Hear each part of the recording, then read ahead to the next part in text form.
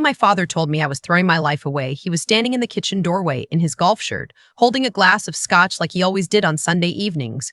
I was 22. I had just told him I wasn't going back to Dalhousie in September. He didn't yell right away. That wasn't his style. He set the glass down on the counter very slowly, the way he did when he was collecting himself, and he looked at me the way you look at something broken that you're deciding whether to repair or throw out. "You understand what you're doing," he said. It wasn't a question. "I do," I said. And then he did yell. Not wild, not out of control. My father never lost control, that was the thing, but cold and loud and final. He said I was selfish. He said I had wasted 3 years of tuition. He said if I walked out of his house without a plan to finish my degree, I should not come back expecting him to support a hobby. He used that word, hobby, like it was something embarrassing, like the thing I had been doing since I was 9 years old, the thing that had kept me sane through every family dinner that felt like a corporate review, was something I'd picked up at a craft fair. My mother was in the living room. I could see her through the doorway. She didn't come in. I packed a bag that night. 2 duffel bags, actually. I remember being surprised how little I wanted to take. My camera equipment, my hard drives, my sketchbooks, some clothes, my grandfather's old wool cardigan that smelled like cedar. I left my textbooks on the shelf. I left the lacrosse jersey my father had framed. I left the Dalhousie pennant he'd hung up the week I got accepted, before I'd even said yes.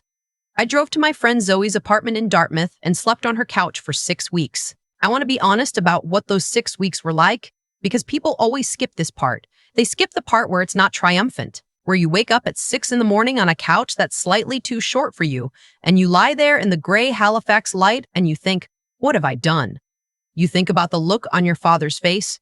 You think about your mother not coming into the kitchen. You cycle through every version of the conversation where you said something different, made it easier, kept the peace.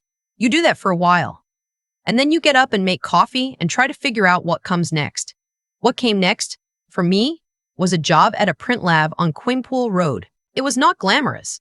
I processed other people's photos. I calibrated color profiles. I loaded paper into machines the size of refrigerators. My hands were always slightly stained from the chemistry. I made just enough to split expenses with Zoe once she let me move from the couch to her spare room, and I spent every evening and every weekend making my own work. I had been doing photography since I was a kid. Real photography, not Instagram photography, though I was on Instagram too, the way everyone is. I mean, deliberate, slow, obsessive photography. Film, mostly. Medium format when I could afford it. I had always been interested in a very specific thing. Domestic spaces after people leave them. Empty houses. Not abandoned houses in the dramatic ruin porn sense, but houses that still had the curtains up, the rugs on the floor, a child's drawing still stuck to the fridge with a magnet, houses in that strange window between one life ending and another beginning. I had been documenting these spaces in Nova Scotia for years, driving out to communities along the South Shore, photographing houses that families had sold after a death, or that sat empty through the winter while owners wintered somewhere warmer. Nobody had told me this was a career. My father certainly hadn't. He was a civil engineer who had built half the highway infrastructure in the province and could not understand why anyone would point a camera at something deteriorating when you could build something new. My mother had been more sympathetic when I was younger. She'd buy me film, drive me places, sit in the car reading while I spent 2 hours photographing the same window from 6 angles. But somewhere along the way, she had started echoing him, started saying things like, "You could do photography on weekends, and have you thought about architecture? It's creative and it pays well." I think she believed it. I think she genuinely thought she was helping. The print lab job lasted 8 months. Then I got a part-time position as a photo technician at the Nova Scotia College of Art and Design, which was better pay and meant I was around people who understood what I was doing, which mattered more than I expected. I started teaching a darkroom workshop on Saturday mornings. I applied for every grant I could find, the Canada Council for the Arts, the Nova Scotia Arts Council, an obscure private foundation in Ontario that funded documentary photography. I got rejected more than I got accepted. I kept going. I did not call my parents. I want to be clear. I thought about it many times, especially that first Christmas, which I spent at Zoe's parents' house in Antigonish, because Zoe's mother had insisted, loudly, that I was not spending Christmas alone in Halifax. I sat at their kitchen table and ate tourtière and thought about my mother's stuffing, and felt something I can only describe as homesick for a version of home that had never quite existed. The home I was homesick for was a hypothetical one, the one where they had said, "You're right, go do what you love, we're proud of you, whatever you do." That home. Not the one I'd actually grown up in. My brother texted me on Christmas Day. Just, "Merry Christmas. Hope you're good." We had always been civil rather than close. He had done exactly what my father wanted. Engineering degree, then a job at a firm in Calgary, then a condo and a serious girlfriend and a life that looked, from the outside, like a checklist being completed. I texted back, "Merry Christmas. Doing well?" That was the extent of it. The work started getting attention in my second year out on my own. A piece I submitted to a group show at the Anna Leonowens Gallery got picked up by a photography blog with a large following, and then that got picked up by a couple of other outlets, and suddenly I was getting emails from people I didn't know. A gallerist in Montreal reached out. A magazine in Toronto wanted to commission a story. I did the magazine story. They sent me to 3 communities in Cape Breton that were losing population, and I spent 2 weeks there, and the resulting piece ran as a 12-page spread and won a National Magazine Award nomination the following year. I still hadn't told my parents any of this. I know how that sounds. But here's the thing. They hadn't called me either. Not once in 2 years. My father had meant what he said. I had made a choice. And the consequence of that choice, in his view, was that I was on my own. My mother. I think she wanted to call. I think there were probably moments when she picked up her phone, but she didn't. And I had stopped waiting for her to. The Montreal gallerist's name was Sylvain, and he was 73 years old, and had been running a gallery on St. Laurent for 40 years, and had an eye for work that made you feel slightly exposed. Like he was seeing something in it that you hadn't fully seen yourself yet. He came to Halifax to see my studio, my actual studio by then, a rented space in a building on Agricola that smelled like old wood and oil paint. He walked through the prints slowly. He asked me about the houses. He asked who had lived in them. I told him what I knew, which in some cases was a lot. I'd spent time researching the families, the histories, and in some cases was nothing, which was also part of it. He stood in front of one particular image for a long time, a kitchen in a farmhouse outside Lunenburg, afternoon light coming through curtains that someone had sewn by hand, a single coffee cup still on the counter, a child's rubber boot by the door. He stood there for maybe 3 minutes without speaking. Then he said, "I want to give you a show." The show opened 18 months later. I spent those 18 months finishing the series. I had 43 images by the end, printed large, mounted on aluminum, the light in each one doing something slightly different. Sylvain had a gift for installing work in a way that made it feel like a conversation rather than a presentation, and the opening was quiet by gallery standards, not a lot of flash, just the work and the people, and a table with decent wine. The review in Le Devoir was good. The one in Canadian Art was better. And then something happened that I had not anticipated and did not know how to process. A collector from Vancouver saw the show during a trip to Montreal and called Sylvain the next morning and said he wanted to acquire the entire series, not individual pieces. The whole thing. Sylvain called me that afternoon. He told me the offer. I sat down on my studio floor and did not say anything for a moment. It was $310,000. I want to explain something about that number. If you haven't spent years making art on a shoestring, applying for $5,000 grants and working part-time jobs and buying film in bulk because it's cheaper and eating a lot of rice and beans and considering a $200 equipment repair a significant financial event, if you haven't lived that way, it might not sound like a life-altering sum. It's not a number that shows up on the news, but it was, for me, in that moment, sitting on a dusty studio floor in Halifax with my phone pressed to my ear, something that made the whole room feel different. I said yes. Of course I said yes. Sylvain took his commission. I paid the CRA their share. And yes, in Canada, you pay tax on that, a significant chunk of it. And I want to be clear about this because too many stories like mine skip this part and people in the comments lose their minds over it. After taxes and commission, I had just under $180,000, which is, by any measure, more money than I had ever had at one time. Over the next year, 2 more collectors acquired work. Smaller purchases, individual pieces from subsequent shows. Sylvain introduced me to a curator in New York. There was a residency in Banff that changed how I worked. There was a teaching fellowship at Enniscad that gave me stability and community at the same time. I bought a small house in the north end of Halifax, a real house with a yard, not large but mine.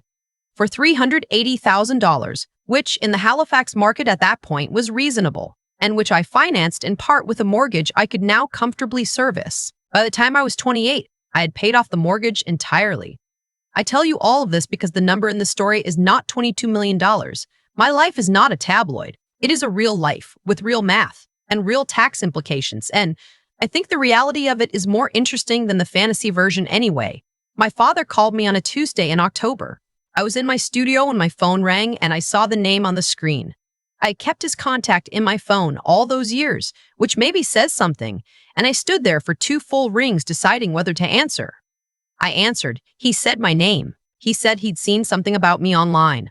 My brother had sent him a link, apparently, to the Canadian art feature. He said it looked like things were going well. He said he was glad. I said thank you. There was a long pause. Then he said, "Your brother's having a hard time. Did you know that?" And I said I didn't, and he told me. The firm in Calgary had laid my brother off 8 months earlier, and he and his girlfriend had broken up, and he was back in Halifax staying in my old room, and the job search wasn't going well. My father's voice, as he said this, had something in it I hadn't heard before. Something that was not quite asking for help, but was positioned very close to it. I thought about all the things I could say. I thought about the golf shirt and the Scotch glass and the word hobby. I thought about my mother not coming into the kitchen. I said, "That's hard. I'm sorry to hear he's struggling." My father said, "I was wondering if you might be able to help him out, financially, just to get him on his feet." And there it was. I've replayed this moment many times. I've thought about all the versions of it. The version where I say something cutting and devastating, the version where I hang up, the version where I cry. What I actually did was much quieter than any of those. I said, "I'm not able to do that." He said, "You're not able to, or you won't." "Both," I said, "and I think you know why." He didn't say anything. "You're a professional engineer," I said. "You have a pension. You have investments. You have a paid-off house in Clayton Park that's worth over $1 million in this market. You are more than capable of helping him yourself. I'm not sure why I'm the one you're calling." Another long pause. "I thought things might have changed," he said. "Some things have," I said. "Not everything." We said goodbye. He did not call again. My mother called 3 weeks later. I will be honest, talking to my mother was harder. Not because she came with a request, she didn't, not directly, but because she started by crying. Quietly, not dramatically. Just that soft sound of someone who has been holding something for a long time and is finally putting it down. She said she had missed me. She said she thought about me. She said she was proud of what I'd done, that she'd been following my career online even though I didn't know it. She said she'd been to my NSAID website many times. I believed her. I think all of that was true. But then, gently, she mentioned my brother. She said he was really struggling. She said it would mean a lot for the family if I could see my way to helping him get an apartment just while he got sorted. It wouldn't have to be alone necessarily. She said it in that way she had, soft and sideways, so you almost didn't notice it was a request. I was quiet for a moment. Then I said, "Mom, I love you, and I've missed you too. I'm open to rebuilding our relationship, and I mean that. But I'm not going to be the solution to a problem that the family created and that the family has the means to solve." She said, "That's very cold." "I know it might feel that way," I said. "But I'm not doing it from coldness. I'm doing it from a place of being very clear about what I'm able to give and what I'm not." There was a long silence. She said, "I wish things had gone differently." I said, "So do I." And I meant it. I genuinely, completely meant it. I wished things had gone differently from the beginning. I wished my father had come into the kitchen that Sunday night with curiosity instead of judgment. I wished my mother had walked through that doorway. I wished I had grown up in a house where love was not conditional on compliance. None of that had happened. I couldn't fix it retroactively by writing a check. I want to tell you about one more thing, because it is the part that actually matters most to me. A few months after those calls, I used a portion of my savings, not a dramatic amount, but meaningful, to establish a small annual bursary through NCCAT. It's for students in documentary photography or related disciplines who are first-generation post-secondary students, or who are doing their work without family financial support. It's not named after me. It doesn't need to be. The committee selects the recipients, and I get a one-page letter each year telling me something about who they are and what they're working on. And every year, I read it sitting at my kitchen table with a cup of coffee, in the house that is mine, in the life that is mine. And I feel something that I can only call settled. I don't have a relationship with my father. I have a complicated, careful, occasional relationship with my mother. We talk on the phone sometimes, and it is better than it was, and it is not what it could have been. And I have made peace with that gap. My brother is, I'm told, doing all right now. He found work in project management. We have not spoken. Maybe we will someday. Zoe came to every one of my openings. She still does. She's the one who took me out for dinner the night the Vancouver collector made his offer, who ordered a bottle of champagne and gave a toast so long and funny and specific that everyone at the surrounding table started listening in. Some forms of family you choose? Some of the best ones arrive on a couch in Dartmouth when you have 2 duffel bags and no plan. I am 31 now. I have work in collections in 4 provinces. I am in the middle of a new series that I am not ready to talk about yet because it is in that fragile early stage where talking about it too much makes it smaller. I have a dog named Fig who has absolutely no interest in my career and enormous interest in squirrels. And that is a good counterbalance. The night my father told me I was throwing my life away, I believed him a little. Not consciously, not in a way I would have admitted, but the fear was in there. The question of whether he might be right, whether I was deluding myself. Whether choosing the thing you love over the path that's been laid out for you is wisdom or just a kind of arrogance disguised as passion. I know the answer now. I didn't know it then. You can't really until you're standing on the other side of it, looking back at the couch in Dartmouth and the print lab on Quinpool and the Tuesday in October when your father called not to apologize but to ask for money, and realizing that the life you built in the space they said was empty was the most real thing you ever made. Some things my father taught me without meaning to. One of them is this: the cost of approval from the wrong people is your entire self, and the fee is non-refundable. I've thought a lot about cause and effect since that Sunday night in the kitchen, not in a mystical way. I don't think the universe was running a scoreboard on my behalf. I mean it in the most ordinary human sense. The things we do set other things in motion, and eventually those things come back around, and you have to look at them clearly. My father made a choice that night. He chose certainty over curiosity. He chose the version of me that fit his plan over the actual person standing in front of him. That choice had consequences. For me, obviously, but also for him. He spent years not knowing what I was doing, not knowing who I was becoming, and when he finally called, it wasn't to find out. It was to ask for something. That's the quiet cost of that kind of decision. You don't just lose the relationship, you lose the chance to be someone your child wants to call with good news. And I made choices too. I chose to leave rather than stay and slowly disappear. I chose the print lab and the darkroom and the grant applications and the years of rejection letters. I chose not to call, and I won't pretend that was all noble resolve. Some of it was just hurt, plain and simple. But I also chose to keep building anyway, even on the days when I wasn't sure it was going anywhere. Those choices had consequences too. The house, the bursary, Zoe's toast with the champagne, Sylvain standing in front of a photograph for 3 minutes without speaking. What I've come to understand is that integrity isn't a feeling. It's a practice. It's the thing you do when no one's watching and there's no guarantee it pays off. I spent years making work that almost nobody saw. I filed my taxes honestly. I told my father the truth on the phone even when the easier thing would have been to just write the check and be done with it. None of that felt heroic in the moment. It just felt like the only way I knew how to live. The intelligence part, and I mean this in the broadest sense, not grades or credentials, is learning to tell the difference between what you've been told to want and what you actually want. That took me longer than I'd like to admit. I was 22 before I was honest with myself about it, and even then it took being pushed out the door to make it real. But the work of figuring that out, of getting quiet enough to hear what you actually care about underneath all the noise of other people's expectations, that work is worth doing. It changes the decisions you make.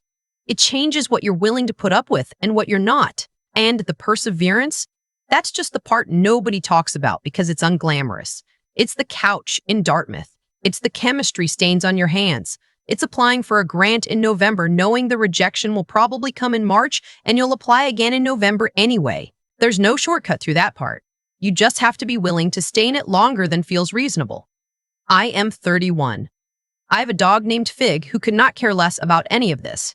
I have a house in Halifax that is mine, a life that is mine, and a new series of photographs that I am not ready to talk about yet. I have Zoe, who's been there for all of it. That's not nothing. That's, in fact, everything.